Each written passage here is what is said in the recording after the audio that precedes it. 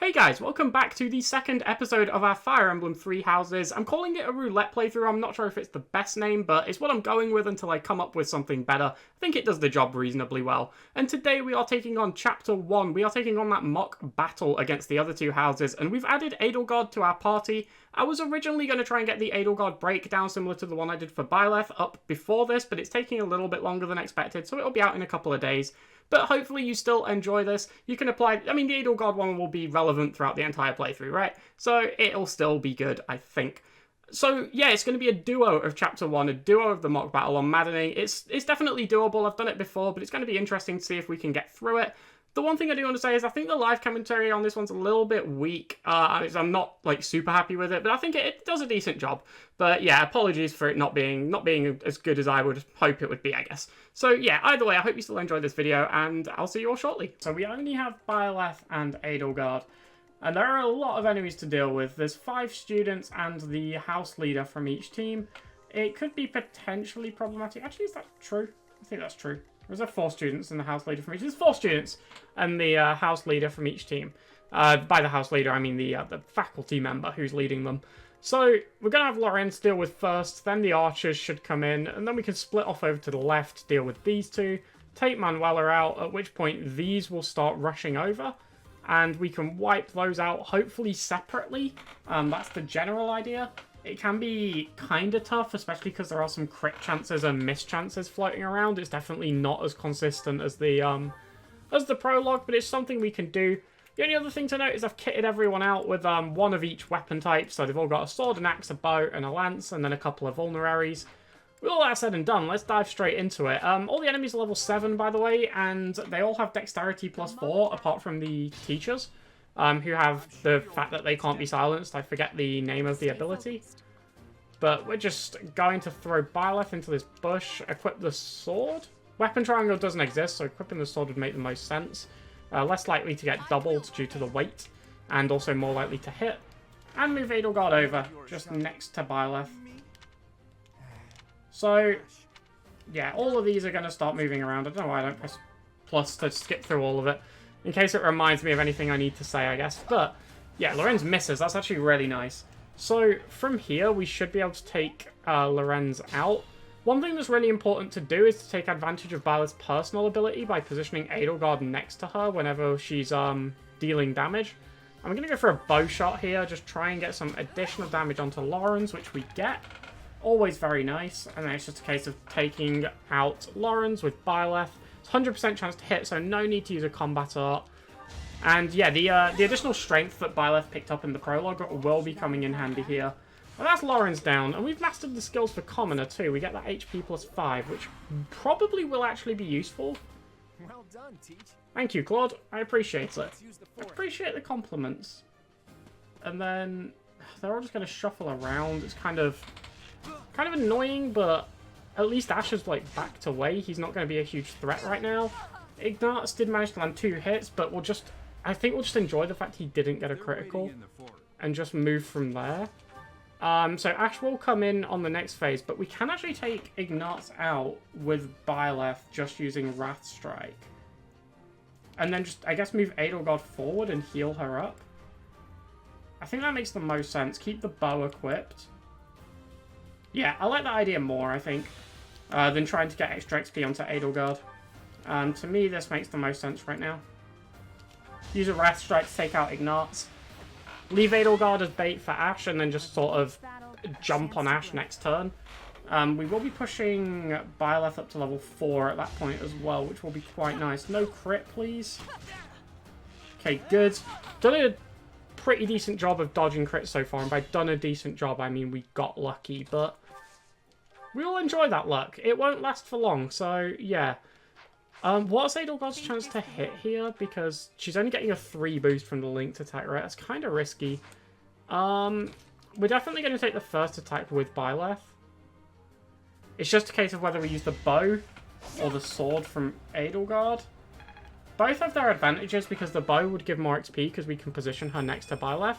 Another strength level up, no speed once again, but this strength will actually start to rack up. Strength levels 3 levels in a row? Hard to complain about, really. Okay, so Go and take a look with the sword. It's a 93% chance to hit, but there's obviously no chance of that counter attack. I think I might go for the bow. Is that dumb? That's probably dumb. Let's go for the sword. Let's go for the sword. Let's play safe. We need to get into the habit of playing safe. It's probably not helping that like the current playthrough I'm doing just sort of like casually is not an Ironman. So I'm like just not in that mindset of playing safe at all. It's kind of just a case of, well, if something goes wrong, you just divine pulse out of it. I need to shape that because we need to get used to, you know, dealing with consequences. Otherwise, we're going to struggle pretty quickly. So we're going to move these two around and just vulnerary up as we do so. It shouldn't be too bad to get them around. I'm just trying to figure out the speeds because neither of our units have gained any speed so far. So Claude will double both of them, which is quite problematic. But there's not much we can really do about it, so... Right, we'll use this last vulnerary on Edelgard. We're going to move Byleth over here, use the Convoy, and trade in the vulnerary that's got 2 on it for the vulnerary that's got 3. This is worth doing whenever we have a free move where we don't need to do anything. There's literally no reason not to keep topped up on those. Okay, so where can you move? Actually, you highlighted, you not. Hilda's the purple, Claude's the red. So we can go anywhere here and be pretty much fine with that.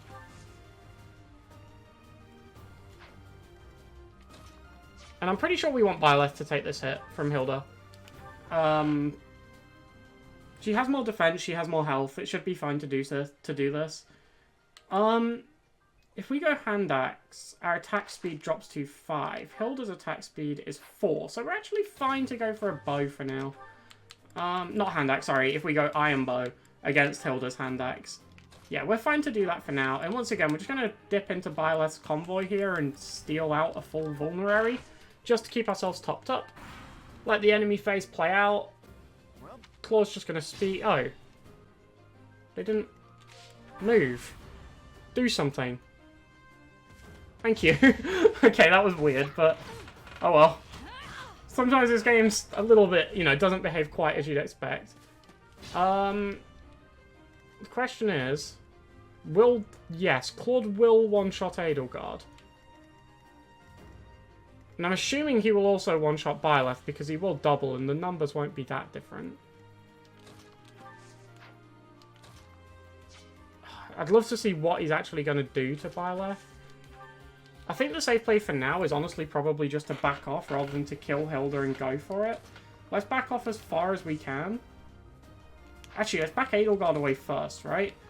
This is the logical play. Because then we can see what Claude will do to Byleth. And he actually doesn't kill. Okay. And now Hilda's going to come in. We can vulnerary up and get another counter attack. Okay. Yeah, this should be good. This should be good. You know it's like going to be a troubling playthrough when the first mission is causing this level of headache. Oh, the miss is huge. Okay, the miss is actually huge because we can now keep Claude... Oh, sorry, Hilda out of... Sorry, we can keep Edelgard out of Claude's range. I tripped over my words a bit there, but... Even with the bow, Claude wasn't killing Byleth, so we're just going to go for the bow. Again, bow XP is important because it will give us the higher chance to get fighter. It'll be less of a roll when we have to promote if we can get some levels into Bowie XP, which would be really nice. So with Claude coming in now, we should be able to take this hit, hopefully dish one back, and then run in and deal a bit of damage of our own, hopefully killing him off. And that should be Claude all dealt with. He's quite far away from Edelgard, is the only worry here. But if this goes south, all we really have to do is move Edelgard away and vulnerary again with Byleth, and the same turn will play out. So, no, we can get Edelgard in to do some damage. That's good. There's a debate on killing this with Edelgard, but I really just wanted to get the bonus XP from hitting manually, get the kill with Byleth. It maximizes our current XP gains, which is like the most important thing right now. We just need to extract as much XP from these as we can. So finish him off with the Iron Sword. What's our axe chances? No. We don't mess around with 71% chances to hit in this situation. Okay. And after Manuela, Byleth will level up. That's good. Hopefully we can gain some speed, because that is slightly worrying me right now, but hopefully it'll be fine. So I'll move Byleth up. Keep popping vulneraries. Move Edelgard up too. Manuela's like pretty straightforward to deal with. You tend to just like hit her a bunch and she'll die. As opposed to all those characters in the game that don't function that way. But you know what I mean. Like, she doesn't actually pose too much of a threat. The real threat is coming up. It's Dimitri and Dedue. Dimitri hits just like an absolute truck. He will one-shot pretty much anyone we put him up against. And when he has the support of Dedue and Mercedes, I guess, it can just be really problematic. Edelgard doesn't need any vulneraries, so we want to keep her as sort of southbound as we can, so she has an escape route. And we're going to move Byleth here, equip the Iron Bow, dip into the convoy and grab another vulnerary, and wait. And that should be good, I think. Now, this might end up being Byleth soloing Manuela over a series of turns, which is fine if that's the case. It's actually fairly ideal. Okay, we've got so much strength that it actually won't be too difficult to take care of her at all, using just Byleth. And I think we're going to take full advantage of that. We can actually just kill her this turn, which we're going to do. Sorry about the voice cracks. Move Edelgard down and just take Manuela out with Byleth. And the reason we're going to move Edelgard down is we want to bait one of the enemies, preferably Dimitri, but Dedue is fine too. We want to bait them away from Byleth. Because through doing that, it's just an easier fight. We get a vulnerary there, we'll just send one back, that's fine. We did make it past Manuela. These are all going to start moving in. Dimitri's heading left, which I don't like at all. So I'm going to try and bring him around with Edelgard. Hopefully we can bring some of them over. Move Byleth further left and pop a vulnerary. If we have to run Byleth down, we can just run around the map until eventually they get separated. Okay. Dedue is going after... They're all going after Edelgard? I'm confused. But for now, we're just going to take advantage of this. Move Edelgard down. And move Byleth up. If we get, like, one of them on their own, it's fine. Okay, Dimitri goes down. Dedue goes over. They're all going... Not gonna lie, never had this scenario before. We're just gonna loop back around the starting area. Okay,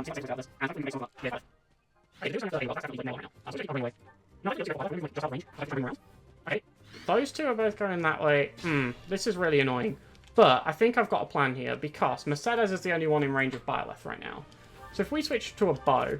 Mercedes, by the way, is a complete pushover. Why can we attack? Oh, the palisade. Okay. I was really confused there for a second. I thought we had, like, Deadeye or something, and we could pull that shot off. But yeah, even on Maddening, Mercedes does 2 damage to Byleth. Like, she's just a complete joke. She just doesn't do anything. So, yeah, we're just going to take advantage of that. We're going to run Edelgard away from Dedue and Dimitri.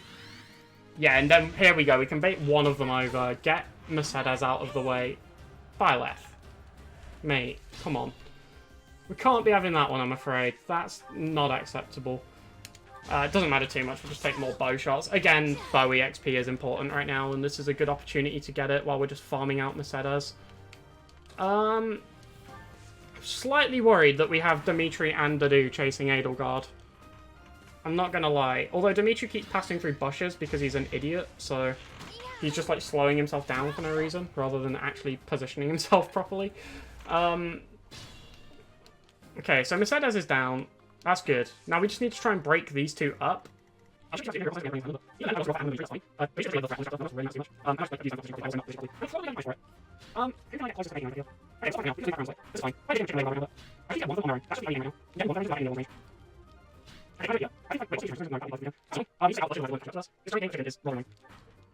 never had Dimitri and Dedue target the same person before, so it's posing quite an interesting problem. But here we go. I think we've just found the solution. We move Edelgard out. And that should leave Dedue free to target Byleth, whilst Dimitri is not. Excellent. So we're obviously going to switch Byleth over to a sword. Don't want to bow out against Dedue. And use a vulnerary as well. Should have used that vulnerary earlier and then convoyed that turn to get an extra one, but yes, here we go. Here we go. So now we just need to run Dimitri around the map. It's kind of hard to duo this on Maddening, but it's not actually that bad. We just got kind of unlucky with the AI this time, but it's not a big deal. Not a big deal at all. How much damage do we do back? It's not even worth going for. We're just going to move down. I just don't want Dimitri running into range and screwing things up. I don't want to have to do all this again. I don't want to have to do the prologue again as well, of course. The game over would kill the run, annoyingly. Which might seem like it doesn't matter, but it obviously does in terms of like level ups and stuff. So, yeah, we would have to redo the whole of that, get different level ups. And these level ups aren't bad, so I don't want to lose them. I'm going to go for a Wrath Strike on Dedu. And that is him down. Just Dimitri, and then Hanuman left to deal with. Okay, it took a little bit. It took a little bit to get that right, but we were eventually able to separate Dedu and Dimitri.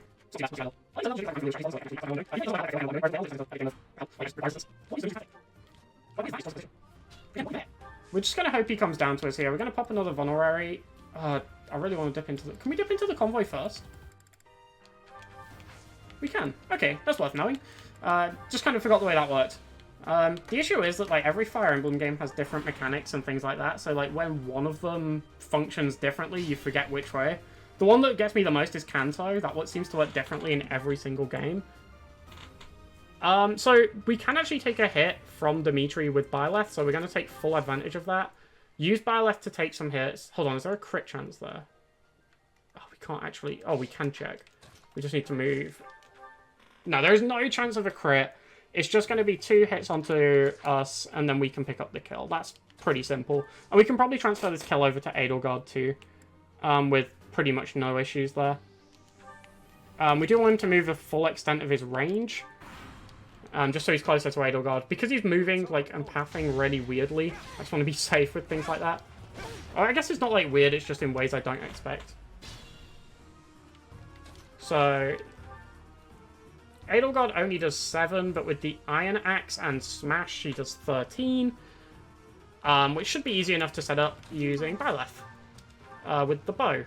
This could go south. I mean, I guess we've got to try it, right? But I don't see any other way we can get out. Unless we back off, heal again, and repeat the process. That should actually be fine if we wanted to do that. Wait. Byleth took 24 damage. Healing would only take us up to 19. That wouldn't work. And we can't actually move out of his range. Remember when I said, hey, we need to make sure we're maxing his range? No, we didn't need to do that. Just out of interest, what is Edelgard's chance of hitting with the bow? 83. And Byleth's was 84. That's more. We go with that. Good. Good. Plan for that to hit. Knew that was going to happen. It's a guaranteed hit. We'll make that one up. Yeah, so we'll go with the smash here. And providing we don't miss a 95... I keep saying, like, percent chance. I know it's not. 95 is technically, like, a 99% chance or something stupid because of the way hit works in this game. We land the hit. Edelgard picks up the kill. Grabs a nice level up. Please be good. Please. Strength, HP, and still no speed. We're allergic to speed. But everything else there's pretty good. The resistance doesn't matter right now, but we just have Hanuman left to deal with. We're going to vulnerary all the way over. But Hanuman's a complete pushover. Dimitri is the threat of this chapter. Hanuman's fine. Manuela's nothing. Like, the 2 people who are level 8, Claude and Dimitri, are the only ones who will screw this up for you. You don't need to worry about the teachers. They're nothing. So, some real big things that happened this chapter. Byleth hit level 5. Fairly huge. Definitely a notable point, because that will allow her to promote before the next chapter. It will allow her to go up to a fighter. Which matters. That does actually matter a fairly notable amount. So, we can move Byleth in range. Keep the bow equipped, because obviously he does have ranged weaponry. Dip into the convoy and grab a vulnerary, just in case. What did I... I'm sure I just said that word wrong. I'm sure I said, like, vulnerary or something. But, vulnerary. And then... he comes in. Sagate at this point in the game is kind of, like, cruel to give him that, but he missed anyway. It doesn't matter. I think he's positioned actually out of Edelgard's range. No, he hasn't. Okay, that's nice. I don't think Byleth's close to leveling. 62, she actually might off the back of this. But I'd rather give it to Edelgard regardless. We're just going to use a smash. Yeah, should be fine here. go for the smash, get the Crest of Saros proc to make the smash completely pointless. And yeah, not quite level up, but it'll push her closer to leveling for the auxiliary battle, which we have coming up shortly. But that wraps up Chapter 2. Chapter 1. That wraps up Chapter 1. So now the only thing left to do is to see who we will be unlocking for the next chapter. And to do that, we are going to spin the wheel. So just to remind you, there are 12 characters currently in there. This is the only chapter where there will be 12 characters from this point, or sorry, after this point. It will open up to everybody, but because we don't have access to mission assistants yet, we can't quite do that. So the 12 characters are the 7 remaining Black Eagles, the 4 Ashen Wolves, and Sylvain we can recruit because we are female Byleth. So we're going to click the wheel, we're going to spin it, and let's see who we get. That's a nice little sound effect. Oh, I like that. We get Linhardt. Okay, that's not terrible. That's absolutely not awful. That could be worse. We'll break him down at the start of the next chapter. Till then, thank you very much for watching.